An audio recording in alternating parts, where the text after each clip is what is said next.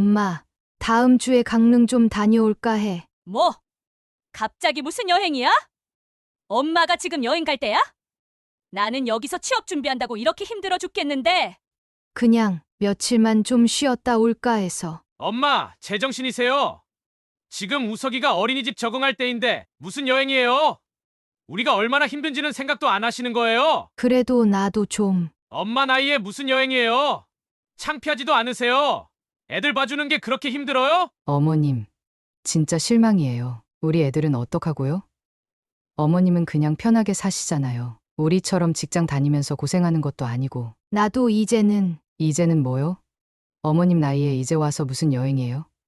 애들 키워놓고 이제 와서 본인 인생 찾으시게요? 엄마 인생은 이미 끝났잖아. 이제 와서 무슨 여행이야? 그냥 우리 애들이나 잘 봐줘. 그게 엄마 일이지. 사연을 듣고 난 후 각자의 의견을 댓글로 남겨주시기 바랍니다. 사소한 댓글이라도 사연자분에게 큰 힘이 될 수 있습니다. 각색될 수 있고 사연자분의 입장에서 구성될 수 있습니다. 박윤자 여사의 인생은 남편과의 이혼을 기점으로 크게 달라졌습니다. 그녀는 남편의 사업 실패와 도박 문제로 인한 빚더미 속에서도 두 자녀를 지키기 위해 홀로 서기를 결심했습니다. 당시 남편이 운영하던 전자제품 대리점은 IMF 외환위기를 버티지 못하고 파산했고, 그 충격으로 도박에 빠진 남편은 점점 더 깊은 수렁으로 빠져들었습니다. 이제 나 혼자서라도 애들 키워야겠어. 더 이상 기다릴 수 없어. 그녀는 마지막으로 남편을 설득하려 했지만 도박으로 눈이 멀어 있던 남편은 그저 돈만을 요구할 뿐이었습니다. 결국 그녀는 두 아이의 손을 잡고 집을 나왔고 시장 한켠에 자리 잡은 조그마한 가게에서 새로운 시작을 했습니다. 친정어머니께서 평생 모아두셨던 비상금 3천만 원을 보태주신 덕분이었습니다. 그녀는 이 돈으로 시장에서 가장 구석진 곳이지만 그나마 장사를 할 수 있는 작은 칼국수 집을 열었습니다. 엄마가 꼭 너희들 잘 키울게. 걱정하지 마. 당시 중학생이었던 기석이와 초등학생이었던 기주는 어머니의 눈물겨운 노력을 지켜보며 자랐습니다. 그녀는 매일 새벽 4시에 일어나 반죽을 시작했고 밤 10시가 넘어서야 가게 문을 닫았습니다. 처음에는 서툴러서 실수도 많았지만 그녀는 포기하지 않았습니다. 반죽이 풀리지 않아 실패할 때마다, 국물이 맞지 않아 손님들이 남기고 갈 때마다 더욱 열심히 배우고 연구했습니다. 윤자 씨, 이렇게 하면 면이 더 쫄깃해질 거야. 내가 40년을 해봐서 아는데. 옆 가게 할머니의 조언도 그녀에게는 큰 힘이 되었습니다. 시장 상인들은 홀로 두 아이를 키우며 장사하는 그녀를 딱하게 여겼고 저마다의 방식으로 도움을 주었습니다. 야채 가게 아저씨는 신선한 재료를 골라주었고 정육점 주인은 좋은 뼈를 더 넣어주었습니다. 그렇게 하나둘 그녀만의 비법이 쌓여갔습니다. 아줌마, 이 칼국수 맛있네. 면발이 쫄깃하고 국물도 시원해. 단골 손님들의 격려에 힘입어 그녀는 점점 더 맛있는 칼국수를 만들어냈고 입소문을 타면서 가게는 점차 번창하기 시작했습니다. 그녀는 번 돈으로 아이들의 학비를 대고 조금씩 저축도 하면서 미래를 준비했습니다. 아이들은 방과 후에 가게에 와서 숙제를 하고 틈틈이 어머니를 도왔습니다. 주말이면 기석이는 설거지를, 기주는 손님 서빙을 도맡아 했습니다. 기석아, 기주야. 엄마가 너희 둘 대학까지는 꼭 보내줄게. 그녀의 약속은 지켜졌고 두 자녀는 모두 원하는 대학에 진학할 수 있었습니다. 기석이는 경영학과에 입학했고 기주는 식품영양학과를 선택했습니다. 자녀들이 대학에 들어간 후에도 그녀는 변함없이 새벽부터 밤늦게까지 가게를 지켰습니다. 그녀의 칼국수는 이제 이 지역에서 맛집으로 소문이 나 있었고 주말이면 줄을 서서 기다리는 손님들로 북적였습니다. 20년이 지난 지금 그녀의 칼국수 집은 시장에서 가장 유명한 맛집이 되었고 자녀들은 모두 자신의 길을 찾아 성공적으로 살아가고 있습니다. 그녀의 주름진 얼굴에는 힘겨웠던 세월의 흔적이 고스란히 담겨 있지만 그 속에는 자녀들을 위해 모든 것을 견뎌낸 어머니의 강인함이 빛나고 있었습니다. 이제는 내가 편하게 살 차례네. 그녀의 인생 이막은 이제 막 시작되려 하고 있었습니다. 그녀의 딸 기주가 집으로 돌아온 것은 꽃샘 추위가 한창이던 3월 초였습니다. 다니고 있던 직장이 갑자기 어려워져 문을 닫게 되면서 기주는 10년 만에 집으로 돌아왔습니다. 그녀는 딸의 귀환이 반갑기도 했지만 한편으로는 걱정이 되기도 했습니다. 엄마, 나 좀 쉬었다가 새로 시작할게. 이번에는 정말 좋은 곳 알아보고 있어. 기주의 말과는 달리 현실은 달랐습니다. 매일 늦잠을 자고 하루 종일 침대에 누워 휴대폰만 보며 시간을 보냈습니다.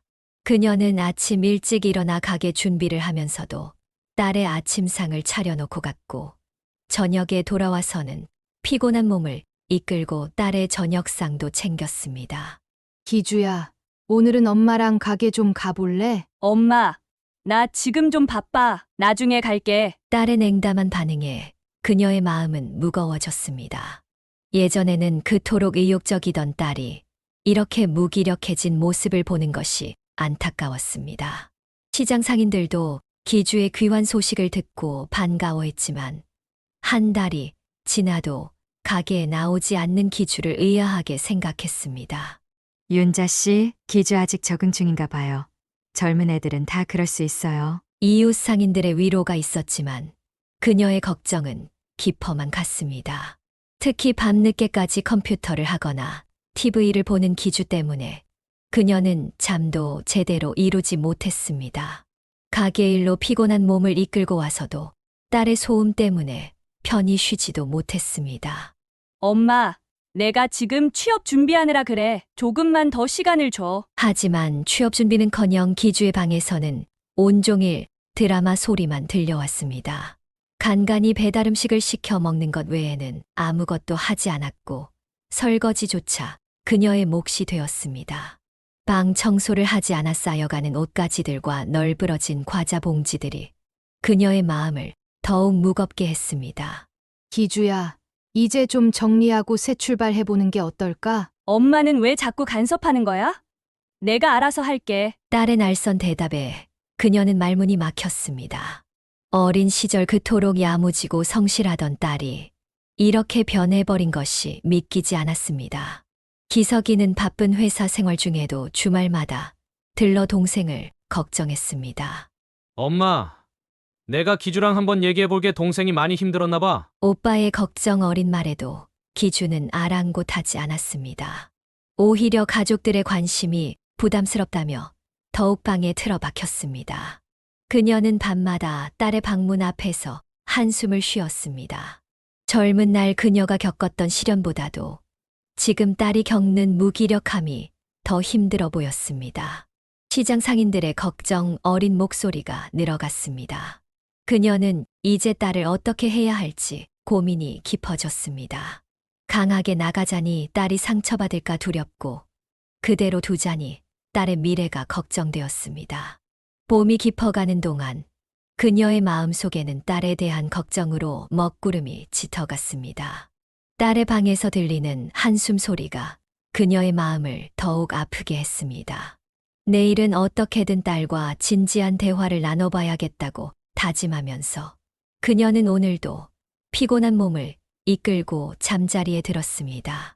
무기력한 기주의 모습을 걱정하며 보내던 어느 날, 그녀의 일상에 또 다른 변화가 찾아왔습니다. 아들 기석이 가족과 함께 바로 옆 동으로 이사를 온다는 소식이었습니다. 처음에는 반가운 마음이 컸지만 왠지 모를 불안감이 그녀의 마음 한켠을 차지했습니다.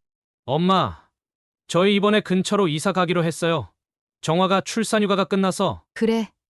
근데 갑자기 이사는 왜? 첫째 우진이가 8살, 둘째 우석이가 이제 막 2살이 된 상황에서 정화의 직장 복귀를 앞두고 있었습니다. 그녀는 아들 내외의 갑작스러운 결정이 마음에 걸렸습니다.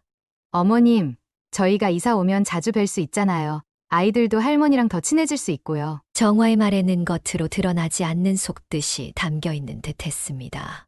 그녀는 이미 자신에게 무언가를 부탁하려는 눈치임을 직감했습니다. 아직 구체적인 말은 꺼내지 않았지만 앞으로 자신에게 닥칠 일들이 예상되었습니다. 엄마, 이제 자주 봬요. 우리 애들도 할머니랑 자주 놀고 싶대요. 기석이는 밝은 표정으로 말했지만 그녀의 마음속 불안감은 커져만 갔습니다.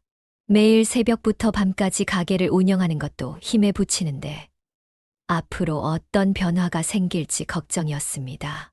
우진아, 이제 할머니 자주 보겠다. 할머니, 저 이제 여기 살 거예요. 매일매일 볼 수 있죠? 첫째 우진이의 순수한 미소에 그녀는 잠시 걱정을 잊었습니다. 하지만 2살배기 우석이가 보채는 소리를 들으며 앞으로 닥칠 상황들이 머릿속을 스쳐 지나갔습니다. 윤자 씨, 아들네가 옆 동으로 이사 온다면서요? 좋으시겠어요. 시장 상인들은 그녀의 아들 가족이 가까이 이사 온다는 소식에 축하를 건넸습니다. 하지만 그녀는 미소 지으며 대답하면서도 마음 한켠이 무거웠습니다.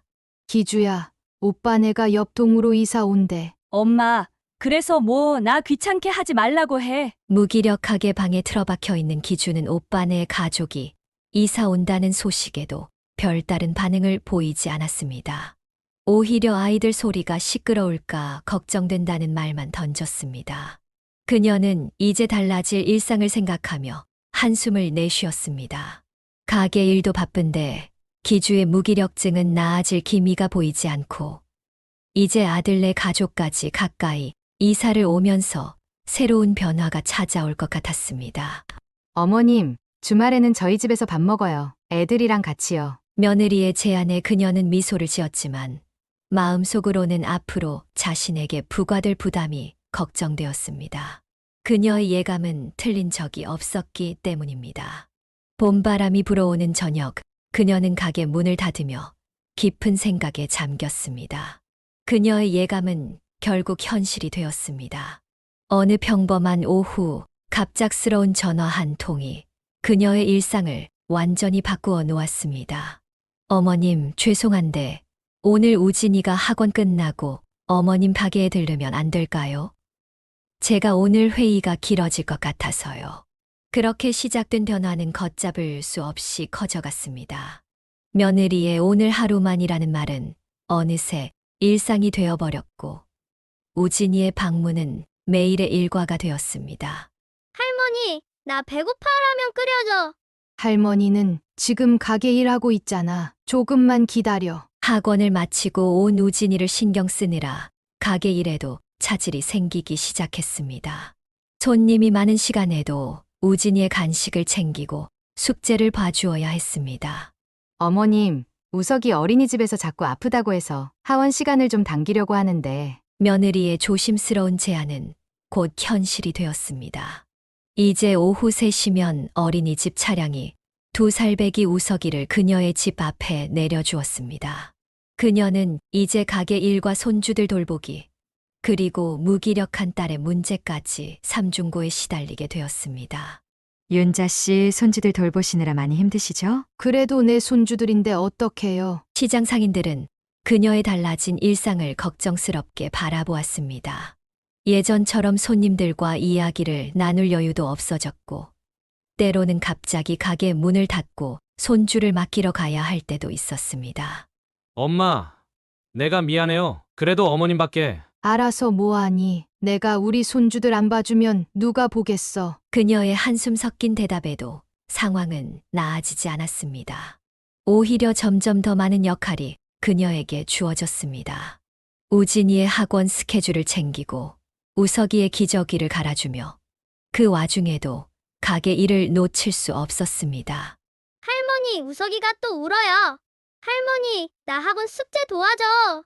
두 손주의 요구사항은 점점 더 많아졌고 그녀는 점점 더 지쳐갔습니다. 가게에서도 이제는 예전처럼 정성껏 음식을 하기가 힘들어졌습니다.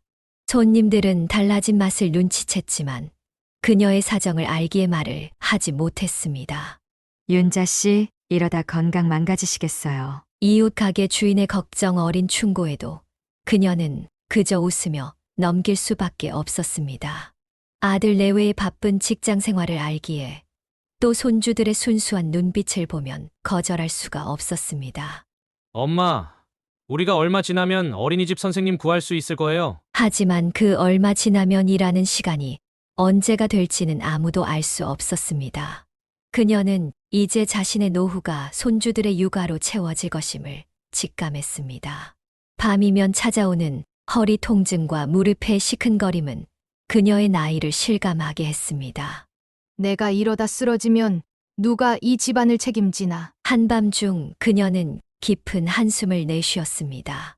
내일도 새벽같이 일어나 가게 준비를 하고 손주들을 돌봐야 한다는 생각에 잠을 이룰 수가 없었습니다.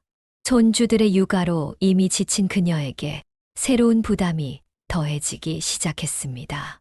며느리 정화가 야근이 잦아지면서 손주들의 저녁 식사 준비는 자연스럽게 그녀의 몫이 되었습니다. 어머님, 오늘도 제가 늦을 것 같아요. 애들 저녁 좀 부탁드릴게요. 알았어. 걱정하지 말고 일 봐. 그녀는 가게 일을 마친 후에도 손주들의 저녁을 준비해야 했습니다. 피곤한 몸을 이끌고 장을 보고 아이들이 좋아하는 반찬을 만들었습니다. 하지만 일은 거기서 끝나지 않았습니다. 어머님, 우리 집 세탁기가 고장 났는데 빨래 좀 같이 해도 될까요? 처음에는 세탁기 고장이라는 핑계로 시작된 일이 이제는 일상이 되어버렸습니다. 아이들 옷까지는 매일같이 그녀의 집 세탁기를 채웠고 건조대는 늘 아이들 옷으로 가득했습니다. 그녀는 이제 아침부터 밤까지 쉴 틈 없이 일해야 했습니다. 할머니, 우리 집 청소해주면 안 돼요? 엄마가 시간이 없대요. 우진이의 순수한 부탁에 그녀는 거절할 수가 없었습니다. 그렇게 아들네 집의 청소까지 그녀의 몫이 되었습니다. 이제 그녀의 하루는 더욱 바빠졌습니다. 시장 상인들은 그녀의 달라진 모습을 걱정스럽게 바라보았습니다. 예전처럼 활기찬 모습은 찾아보기 힘들었고, 때로는 가게에서 잠깐 조는 모습도 보였습니다. 어머님, 저희가 너무 많이 부탁드리는 것 같아요. 괜찮아. 다들 바쁜데 어쩌겠어. 며느리의 미안해하는 말에도 그녀는 그저 웃으며 넘겼습니다. 하지만 그녀의 몸은 이미 한계에 다다르고 있었습니다. 무릎 통증은 날이 갈수록 심해졌고 허리도 점점 더 굽어갔습니다. 엄마, 나 오늘 밤에 라면 끓여줘. 밤늦게 들리는 기주의 요구에도 그녀는 한숨을 쉬며 일어났습니다. 딸의 방은 여전히 어질러져 있었고 빨래는 산처럼 쌓여 있었습니다. 기주야, 내가 좀 도와주면 안 될까? 엄마, 나 지금 취업 준비한다니까 이해 좀 해줘. 하지만 취업 준비는 핑계일 뿐이었습니다. 그녀는 딸의 방에서 들리는 드라마 소리를 들으며 또 한 번 한숨을 내쉬었습니다. 밤이 되어 겨우 편히 쉴 수 있는 시간이 되었지만 그녀의 머릿속은 내일 해야 할 일들로 가득했습니다. 아들네 집 대청소, 손주들 간식 준비, 기주의 빨래. 끝없이 이어지는 집안일 속에서 그녀의 삶은 점점 더 지쳐가고 있었습니다. 이러다가 정말 쓰러지면 어쩌나. 한밤중 그녀는 자신의 처지를 돌아보며 깊은 한숨을 내쉬었습니다. 하지만 내일도 변함없이 새벽을 맞이해야 한다는 생각에 마음을 다잡았습니다. 세월이 흐르면서 그녀는 미묘한 변화를 느끼기 시작했습니다. 처음 며느리가 보여주던 미안한 마음과 감사의 표현들이 하나둘 사라져갔습니다. 대신 그 자리를 채운 것은 늘어나는 요구사항들이었습니다. 어머님, 우진이가 이번 주 현장학습이라 도시락을 싸가야 하는데, 어머님, 우석이 감기가 온 것 같은데 오늘은 좀 일찍 봐주실 수 있죠? 정화의 부탁은 이제 부탁이 아닌 통보가 되어 있었습니다.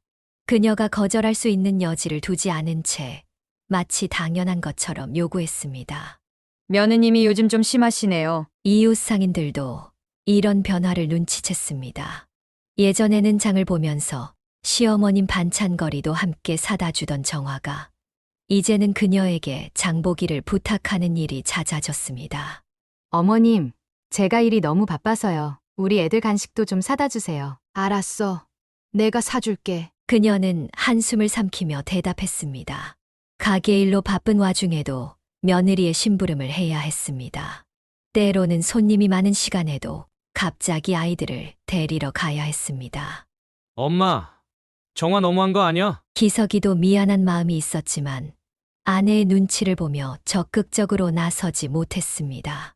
오히려 정화의 편을 들며 그녀를 더 난처하게 만들었습니다. 어머님, 우리 우진이 학원비도 좀 도와주실 수 있으세요? 요즘 너무 빠듯해서. 정화의 요구는 이제 육아와 집안일을 넘어 경제적인 부분까지 확대되었습니다.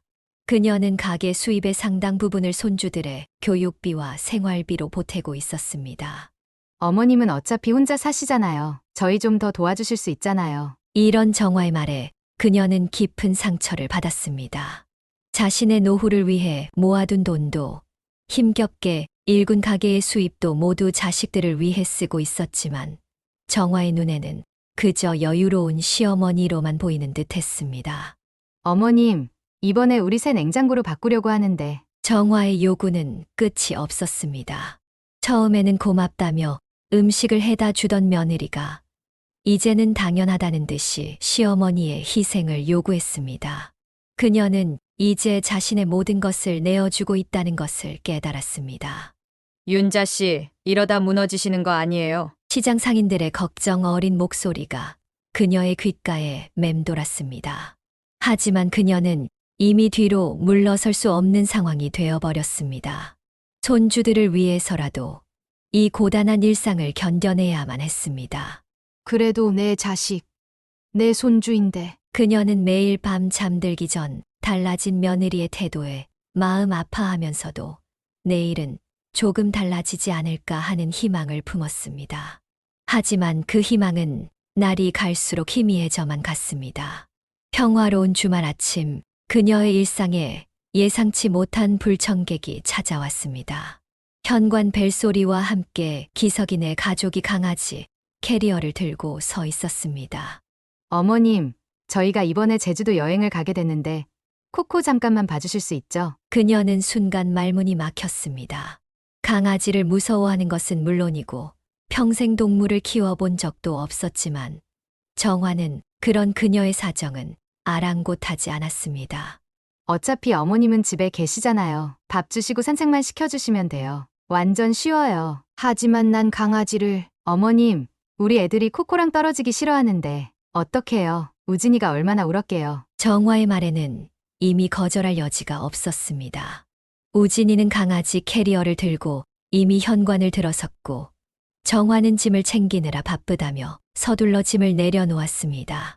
사료랑 간식은 여기 있고요. 산책은 하루 3번만 해주시면 돼요. 아, 그리고 코코가 소파에서 자는 걸 좋아해서. 잠깐만.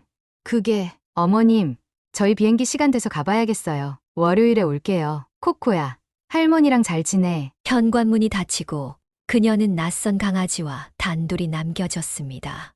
캐리어 안에서는 작은 푸들이 그녀를 바라보며 낑낑거리고 있었습니다.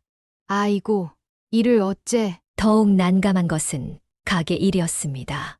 평소에도 바쁜 주말 장사를 어떻게 해야 할지, 강아지 산책은 또 어떻게 해야 할지 걱정이 밀려왔습니다.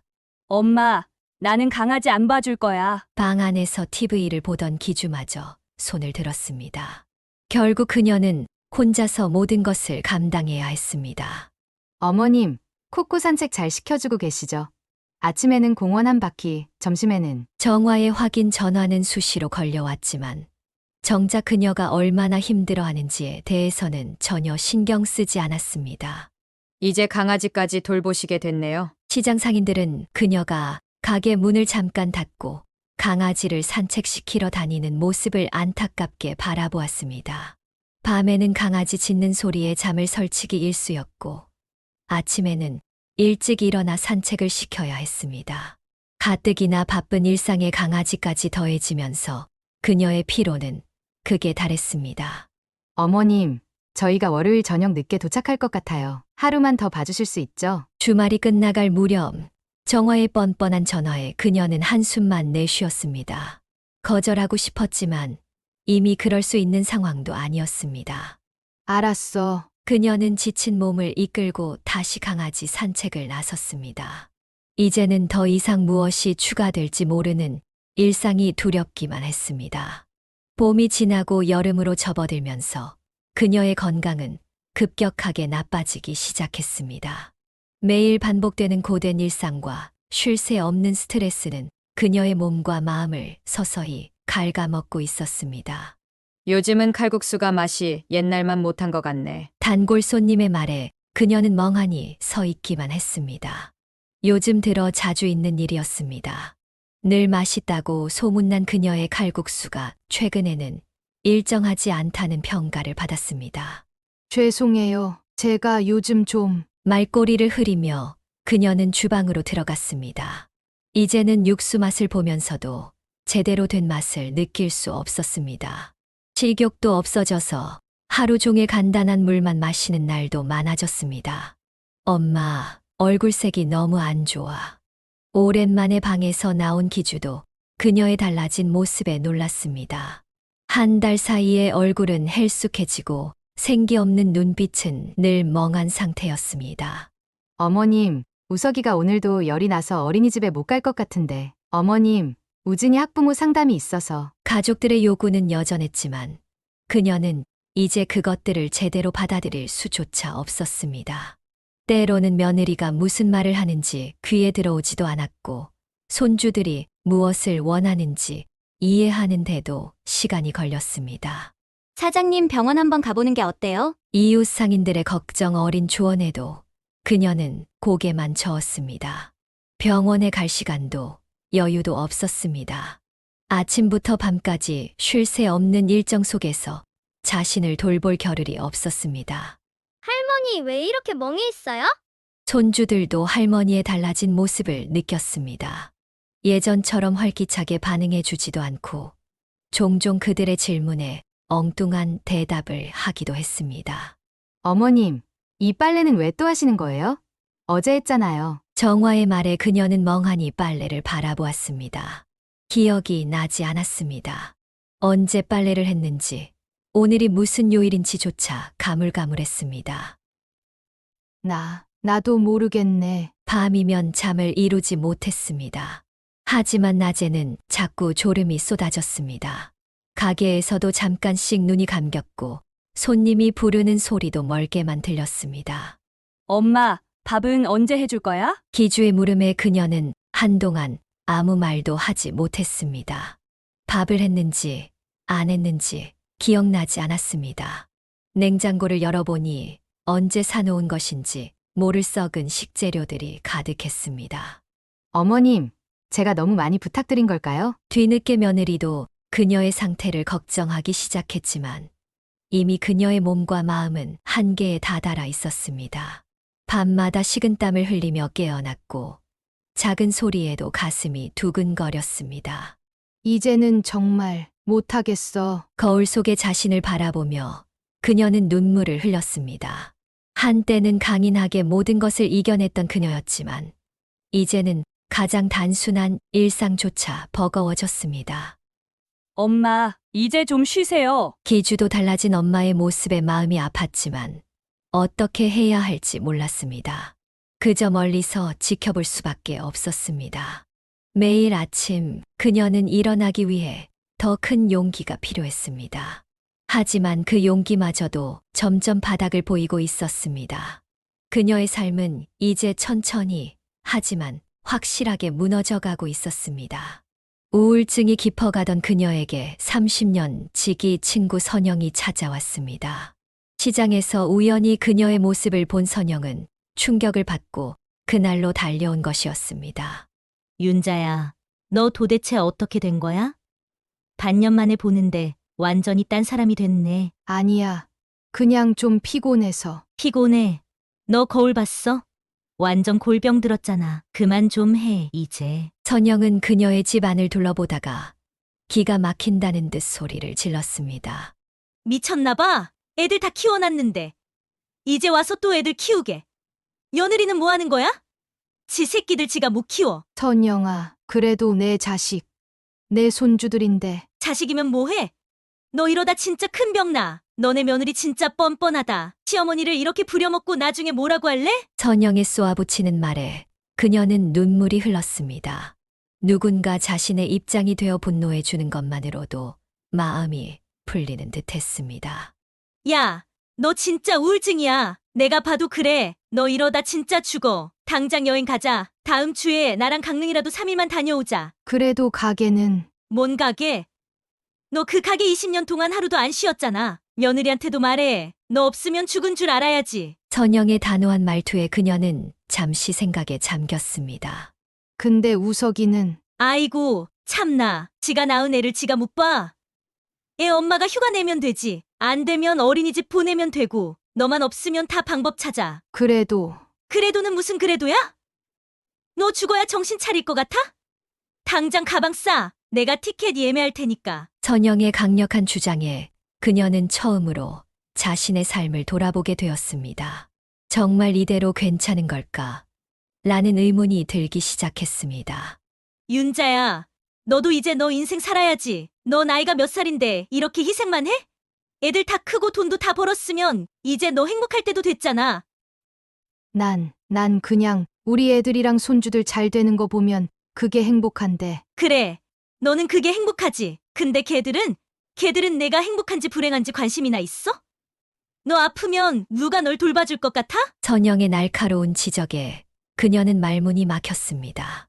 이제 그만 정신 차려. 너도 이제 너 인생 살아야지. 당장 여행 가서 머리 식히고 앞으로 어떻게 할지 생각해보자. 그날 밤 그녀는 오랜만에 편안한 잠을 이뤘습니다. 마치 누군가가 자신의 등을 토닥여 주는 것 같은 기분이었습니다. 그리고 다음 날 아침 그녀는 오랜만에 결단을 내렸습니다. 선영아, 나 여행 가고 싶어. 그리고 다음 날 그녀는 자식들에게 여행에 대해서 이야기했습니다. 엄마, 다음 주에 강릉 좀 다녀올까 해. 그녀의 조심스러운 제안에 기주가 가장 먼저 반응했습니다. 뭐? 갑자기 무슨 여행이야? 엄마가 지금 여행 갈 때야? 나는 여기서 취업 준비한다고 이렇게 힘들어 죽겠는데. 기주의 날카로운 반응에 그녀는 움찔했습니다. 하지만 이번만큼은 자신의 의견을 전하고 싶었습니다. 그냥 며칠만 좀 쉬었다 올까 해서. 아니, 내가 집에서 이렇게 힘들어하고 있는데 엄마는 여행을 간다고? 진짜 이기적이다. 엄마 때문에 내가 얼마나 스트레스 받는지 알아? 기주의 말에 그녀는 말문이 막혔습니다. 그때 소식을 들은 기석이네가 급하게 찾아왔습니다. 엄마, 제정신이세요? 지금 우석이가 어린이집 적응할 때인데 무슨 여행이에요? 우리가 얼마나 힘든지는 생각도 안 하시는 거예요? 그래도 나도 좀. 엄마 나이에 무슨 여행이에요? 창피하지도 않으세요? 애들 봐주는 게 그렇게 힘들어요? 정화도 가세했습니다. 어머님, 진짜 실망이에요. 우리 애들은 어떡하고요? 어머님은 그냥 편하게 사시잖아요. 우리처럼 직장 다니면서 고생하는 것도 아니고. 나도 이제는 이제는 뭐요? 어머님 나이에 이제 와서 무슨 여행이에요? 애들 키워놓고 이제 와서 본인 인생 찾으시게요? 엄마 인생은 이미 끝났잖아. 이제 와서 무슨 여행이야? 그냥 우리 애들이나 잘 봐줘. 그게 엄마 일이지. 기주의 무자비한 한마디에 그녀의 눈에서 눈물이 흘렀습니다. 엄마는 이제 할머니인데 왜 이렇게 이기적이에요? 우리 다 버리고 혼자 놀러 가게요. 그래. 엄마는 우리 버리고 가 평생 우리한테 해준 게 뭐야? 이제 와서 1억이야? 자식들의 쏟아지는 말들은 마치 날카로운 칼날처럼 그녀의 가슴을 파고들었습니다. 그녀는 그저 며칠간의 휴식을 원했을 뿐인데 마치 큰 죄라도 지은 것처럼 비난받고 있었습니다. 자식들의 쏟아지는 비난을 들으며 그녀의 눈앞이 새하얘졌습니다. 그동안 참아왔던 모든 감정이 한순간에 폭발했습니다. 그래. 내가 이기적이지. 내 인생은 이제 끝난 인생이야. 내가 뭘 그렇게 잘못했는데? 내가 뭘 잘못했다고? 갑자기 터져 나온 그녀의 고함에 모두가 놀라 굳어버렸습니다. 엄마, 그러시면 이게 다 내 잘못이야. 너희들을 이렇게 자기밖에 모르는 인간으로 키운 내가 잘못이야. 내가 너무 너희를 잘해줬어. 그래서 이렇게 뻔뻔한 인간이 된 거야. 어머님, 진정하시고. 닥쳐. 이제는 좀 닥치고 들어. 내가 20년 동안 너희 아버지 도박으로 집 나와서 혼자 키울 때는 괜찮더니 이제 와서 내가 며칠 쉬겠다는 게 그렇게 죄야? 내가 그렇게 나쁜 엄마였어? 그녀의 손이 떨리기 시작했고 목소리는 점점 더 커졌습니다. 나는 나는 너희들 대학 보낼 때까지 하루도 못 쉬었어. 밤새도록 가게 하면서도 너희 학비, 과외비 다 대줬어. 내가 힘들 때 누가 나 좀 쉬라고 했어? 누가 나 좀 도와준 적 있어? 눈물이 터져 나왔습니다. 엄마, 우리가 너희가 뭐? 이제 와서 뭘 하겠다고? 내가 늙어 죽을 때까지 너희한테 시달리다 죽으라고? 이제 와서 내 인생 끝났다고? 그래, 끝났어. 너희 같은 자식 둔 내 인생 끝났다. 식탁 위의 그릇들이 와장창 소리를 내며 바닥으로 떨어졌습니다. 더 이상은 못해. 이제 진짜 못하겠어. 애들은 니들이 키워. 니들 새끼 니들이 키우라고. 내가 뭐라고 너희 애들까지 내가 키워줘야 돼. 내가 너희 부모야? 엄마, 제발요. 제발은 무슨 제발. 나보고 늙어서 창피하다며? 그래, 난 이제 내 창피한 인생이나 살게. 너희는 이제 남이야. 다시는 내 앞에 나타나지 마. 어머님, 저희가 잘못했어요. 이러지 마세요. 잘못은 무슨. 너희한텐 내가 그냥 공짜로 써먹을 수 있는 사람이잖아. 돈 버는 기계, 애 보는 기계. 그것보다 더한 게 뭐가 있었어? 내가 언제 너희한테 엄마였어? 그녀는 자리를 박차고 일어났습니다. 20년을 참아온 눈물이 걷잡을 수 없이 쏟아졌습니다. 이제 오지 마. 다신 내 가게도 오지 말고 애들도 데리고 오지 마. 나 이제 진짜 못해. 더는 너희한테 휘둘리느니 차라리 혼자 살아. 내가 이렇게까지 해야 하는 엄마였나. 엄마, 우리 애들은 니들 애들, 걔들은 니들이 키워. 난 이제 할머니 노릇도 그만둘 거야. 내가 왜 너희 인생의 들러리를 서야 돼? 내가 뭐라고? 현관문을 향해 걸어가는 그녀의 발걸음이 흔들렸습니다. 난 이제 정말 지쳤어. 너무 지쳐서 더는 못하겠어. 나도 이제는 살고 싶어. 내 인생을 살고 싶다고. 마지막 한마디를 내뱉으며 그녀는 문을 열었습니다. 다시는 내 앞에 나타나지 마. 이제는 정말 끝이야. 현관문을 닫는 소리가 마치 20년 세월을 정리하는 것처럼 크게 울렸습니다. 남겨진 자식들은 처음으로 자신들의 이기심과 뻔뻔함을 돌아보게 되었습니다. 하지만 이미 그녀의 마음은 돌이킬 수 없을 만큼 깊이 상처받아 있었습니다. 그녀의 폭발적인 선언 이후 가족들의 일상은 크게 바뀌었습니다.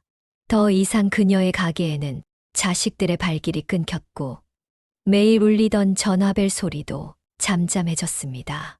엄마, 저희가 너무했어요. 정말 죄송해요. 처음 며칠간 기석이와 기주는 사과 문자를 보내왔지만 그녀는 더 이상 답장하지 않았습니다.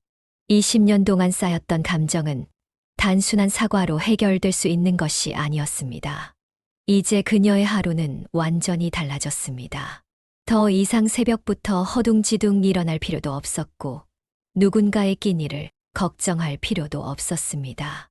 윤자 씨, 요즘 얼굴색이 많이 좋아지셨네요. 시장 상인들은 그녀의 달라진 모습을 눈여겨보았습니다. 이제 그녀는 가게 일에만 집중했고 저녁이면 정시에 문을 닫았습니다. 기주도 변화의 조짐을 보였습니다. 이제는 스스로 방 청소도 하고 빨래도 하기 시작했습니다. 엄마, 미안해요. 내가 너무 이기적이었어. 하지만 이런 기주의 변화도 오래가지 않았습니다. 얼마 지나지 않아 다시 예전의 모습으로 돌아갔고 방은 다시 어질러지기 시작했습니다.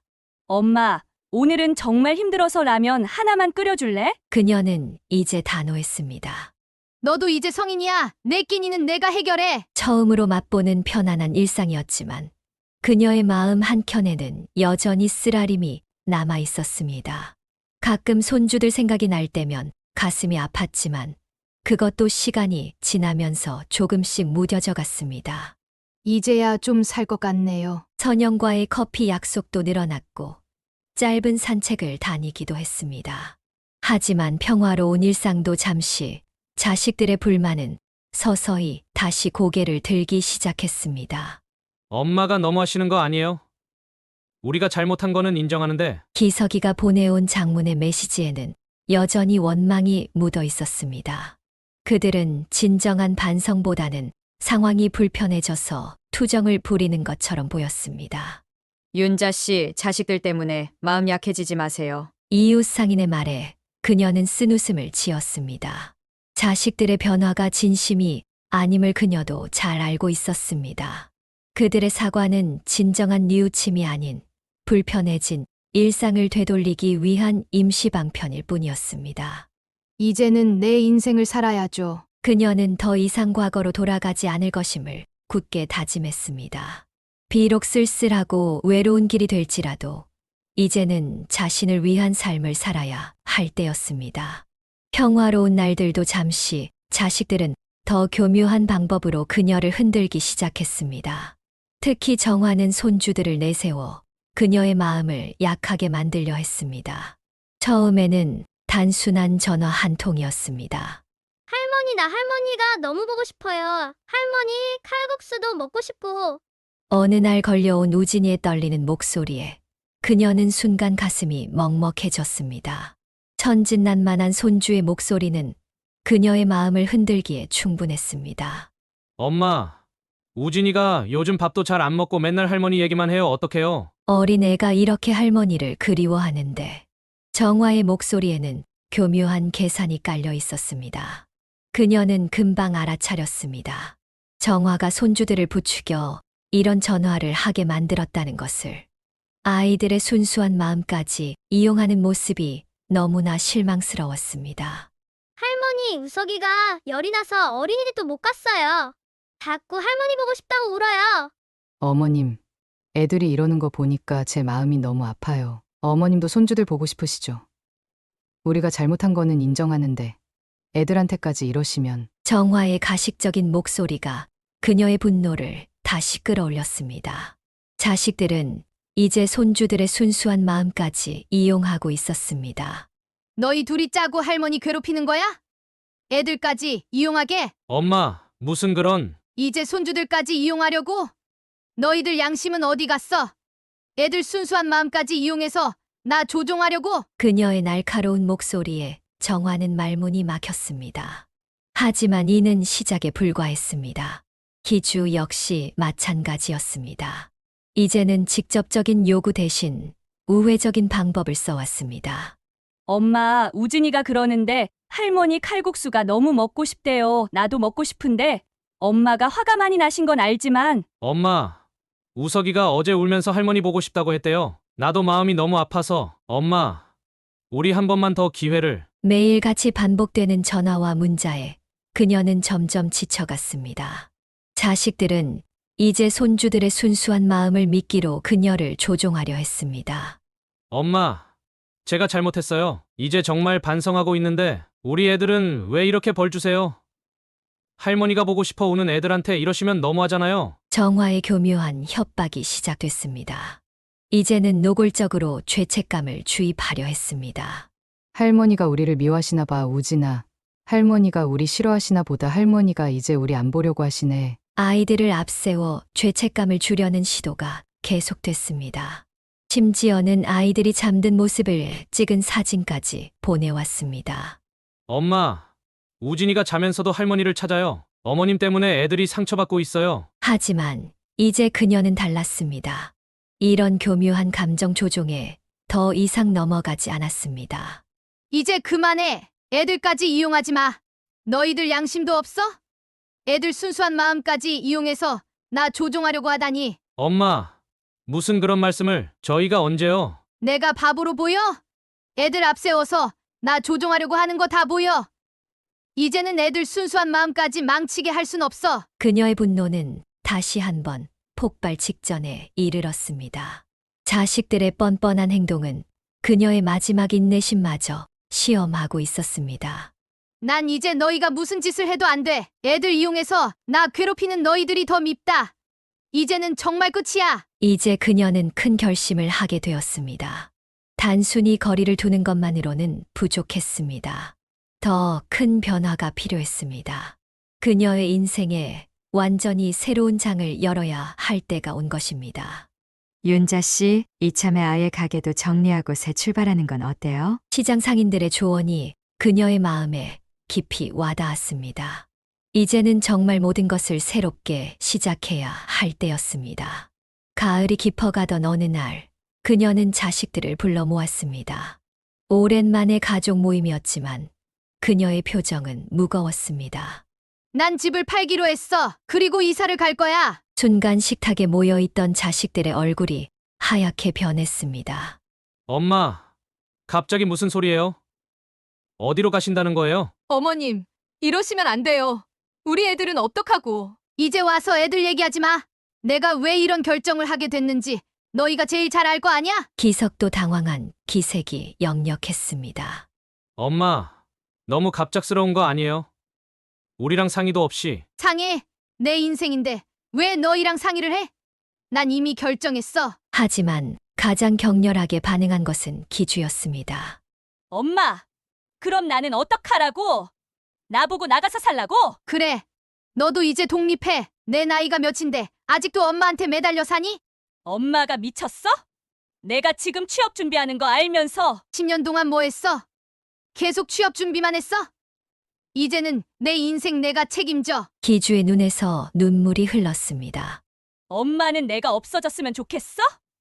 나만 버리면 속이 시원해. 버리다니. 난 그저 내가 스스로 설 수 있길 바라는 거야. 정화가 다시 한번 애원하듯 말을 꺼냈습니다. 어머님, 제발 다시 한번 생각해 보세요. 이러시면. 이제 그만해.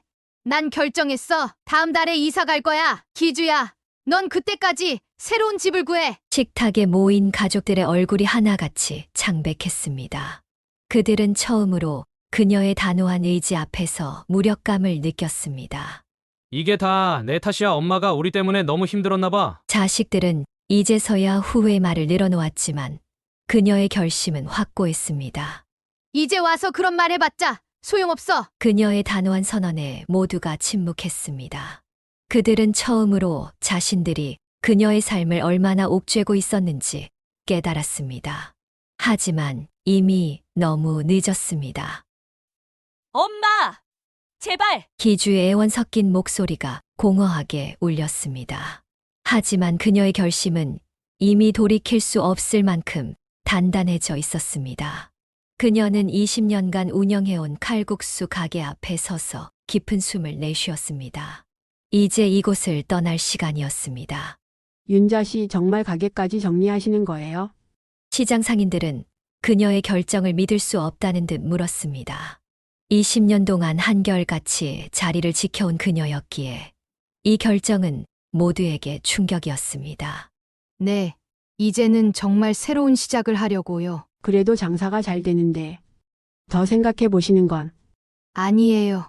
전 이미 결정했어요. 이제는 제 인생을 찾아가려고 해요. 가게를 정리하는 동안 자식들이 찾아왔습니다. 엄마, 제발 이러지 마세요. 우리가 잘못했어요. 어머님, 저희가 다 고칠게요. 제발. 하지만 그녀는 더 이상 흔들리지 않았습니다. 이제 와서 그런 말 해봤자 소용없어. 난 내 선택이 옳다고 믿어. 너희도 이제는 스스로의 힘으로 살아가야 할 때야. 엄마, 그럼 우리는 이제 어떡해요? 걱정 마. 난 너희를 버리는 게 아니야. 그저 적당한 거리를 두려는 거야. 이제는 서로가 서로의 삶을 인정하고 존중하면서 지내자. 가게 정리를 끝내고 그녀는 마지막으로 자식들과 마주 앉았습니다. 엄마의 이런 모습이 우리에겐 낯설어요. 그래. 나도 알아. 하지만 이제는 달라져야 할 때야. 나도, 너희도. 그녀는 차분하게 자신의 계획을 설명했습니다. 강원도에서 작은 카페를 열 것이고 한 달에 한 번 정도 내려와 손주들을 만날 것이며 자식들과도 적절한 거리를 유지하면서 지내겠다고 했습니다. 넌 이제 독립해서 내 삶을 찾아. 너희는 부부의 힘으로 아이들을 키워. 마지막 인사를 나누는 자리에서 자식들은 처음으로 어머니의 진심을 이해하게 되었습니다. 그들의 얼굴에는 후회와 미안함, 그리고 새로운 시작에 대한 두려움이 교차했습니다. 엄마, 우리 진짜 잘못했어요. 알아.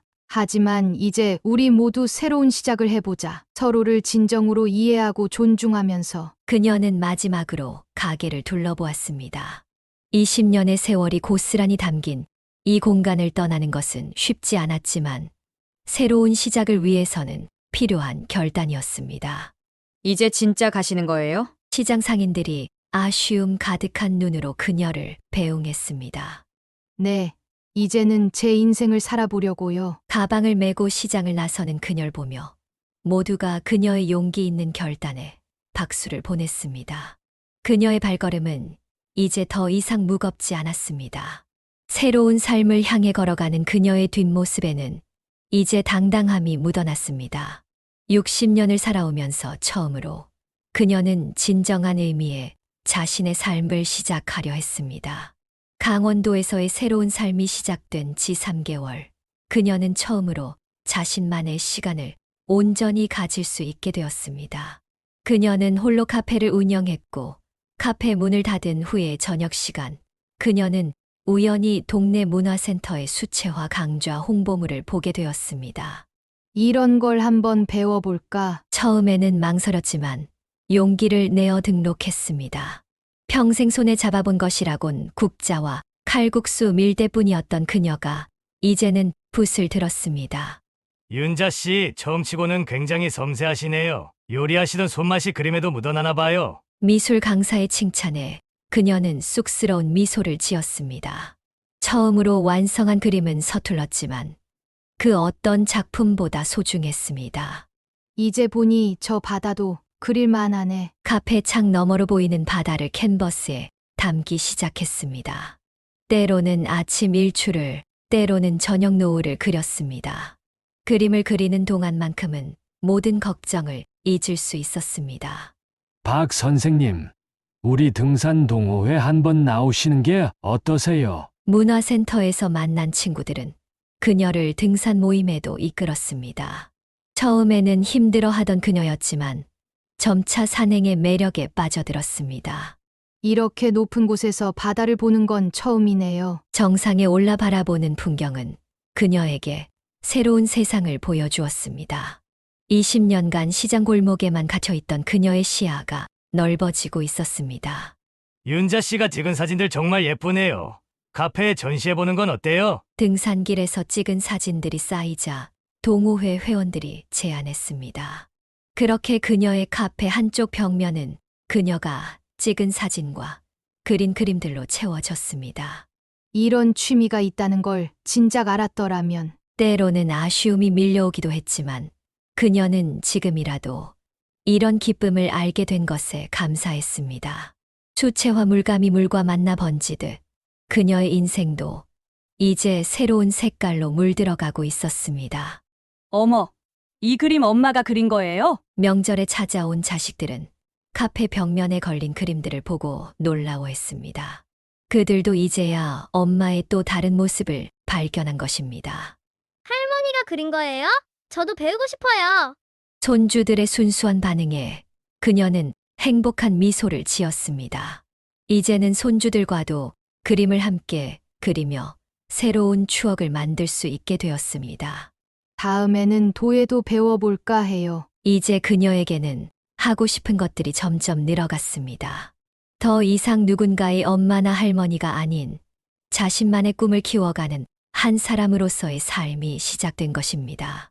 매주 토요일 아침 그녀는 등산 배낭을 메고 동호회 친구들과 함께 산을 오릅니다. 정상에 올라 사진을 찍고 내려와서는 그 풍경을 수채화로 그립니다. 그리고 그림이 완성되면 카페 벽면에 걸어둡니다. 전에는 이런 제 모습을 상상도 못했는데. 이제 그녀의 하루하루는 새로운 도전과 배움으로 가득 찼습니다. 늦게 시작한 취미 생활이었지만 그만큼 더 깊은 즐거움과 의미를 발견해 가고 있었습니다. 그리고 그 과정에서 진정한 자신의 모습도 찾아가고 있었습니다. 그녀가 강원도에 정착한 지 6개월이 지났습니다. 조용한 마을에서 작은 카페를 운영하며 그녀만의 평화를 찾아가고 있었습니다. 자식들과는 가끔 전화 통화를 하는 것이 전부였습니다. 엄마, 추석에는 내려오시죠? 기석의 조심스러운 물음에 그녀는 잠시 생각에 잠겼습니다. 그래, 명절에는 가야지. 이제 그들은 서로 새로운 경계를 만들어가고 있었습니다. 더 이상 일상적인 간섭도 부담스러운 요구도 없었습니다. 어머님, 우진이가 이번에 상을 받았어요. 그래? 잘했네. 다음에 보면 용돈 줘야겠다. 정화와의 대화도 달라졌습니다. 이제는 서로의 영역을 존중하며 적절한 거리를 유지했습니다. 명절이 다가오면서 그녀는 자식들과의 새로운 관계를 정립했습니다. 이제부터 우리는 명절에만 만나자. 서로의 일상에 간섭하지 말고. 자식들도 이제는 이해했습니다. 그들도 각자의 삶을 책임져야 한다는 것을. 그리고 어머니도 한 사람의 인생이 있다는 것을. 엄마, 저희가 진작 이렇게 했어야 했는데. 그래, 이제라도 깨달았으니 다행이지. 서로에 대한 과도한 기대와 의존이 사라진 자리에 이제는 건강한 거리가 자리 잡았습니다. 명절에 만날 때는 더욱 특별하고 소중한 시간이 되었습니다. 할머니 다음에 또 언제 와요? 손주들의 물음에 그녀는 미소를 지었습니다. 다음 명절에 보자. 그때까지 잘 지내야 해. 이제 그들은 각자의 자리에서 서로를 응원하는 관계가 되었습니다. 과도한 의존도 없고 일방적인 희생도 없는 건강한 부모 자식의 관계를 만들어가고 있었습니다. 윤자 씨, 요즘 얼굴이 참 좋아 보여요. 새로운 동네 이웃들의 말처럼 그녀의 얼굴에는 이제 평화로움이 깃들어 있었습니다. 자식들과의 적절한 거리두기는 결국 모두를 위한 최선의 선택이었던 것입니다. 1년이란 시간이 흘렀습니다. 강원도의 작은 카페에서 맞이하는 그녀의 하루하루는 평화로웠습니다. 어느 날 기주에게서 예상치 못한 전화가 걸려왔습니다. 엄마, 나 취직했어요. 경영지원팀으로. 정말 축하해. 엄마, 제가 이제야 알겠어요. 엄마가 그때 왜 그러셨는지. 기주의 목소리가 떨렸습니다. 처음으로 사회생활을 시작하면서 그녀는 어머니의 마음을 조금씩 이해하기 시작했던 것입니다. 어제는 팀장님한테 혼나서 울면서 집에 왔는데 문득 엄마 생각이 나더라고요. 엄마는 혼자서 이런 일들을 다 견디셨잖아요. 잠시 침묵이 흘렀습니다. 미안해요, 엄마. 진작 이런 걸 알았더라면. 기석도 변화하고 있었습니다. 정화의 육아 휴직이 끝나고 직장에 복귀하면서 그는 처음으로 육아의 어려움을 직접 겪게 되었습니다. 엄마, 우리 애들 키우는 게 이렇게 힘든 줄 몰랐어요. 엄마는 우리 둘을 어떻게 키우셨어요? 명절에 모인 자리에서 처음으로 진정성 있는 대화가 오갔습니다. 어머님, 제가 정말 죄송해요. 시어머님의 마음을 전혀 헤아리지 못했네요. 정화의 사과는 이전과는 달랐습니다. 더 이상 형식적이거나 목적이 있는 사과가 아닌 진심 어린 뉘우침이었습니다. 이제 와서 보니 그때 어머님이 그러신 게 우리 모두를 위한 거였던 것 같아요. 저희가 스스로 서게 해주신 거잖아요. 자식들의 진심 어린 사과에 그녀의 눈시울이 붉어졌습니다. 하지만 이제는 예전과 다른 눈물이었습니다. 엄마도 미안해. 그때 너무 감정적으로 대했나 봐. 아니에요. 엄마가 그러시지 않았다면 우리는 아직도 엄마에게 매달려 살았을 거예요. 기주가 조심스레 말을 이었습니다. 엄마, 이제는 저희가 엄마의 진짜 자식이 된 것 같아요. 엄마를 이용하는 게 아니라 정말 사랑하고 존중하는 자식으로요. 그들의 대화는 더 이상 요구나 불평이 아닌 서로의 삶을 이해하고 응원하는 것으로 채워졌습니다.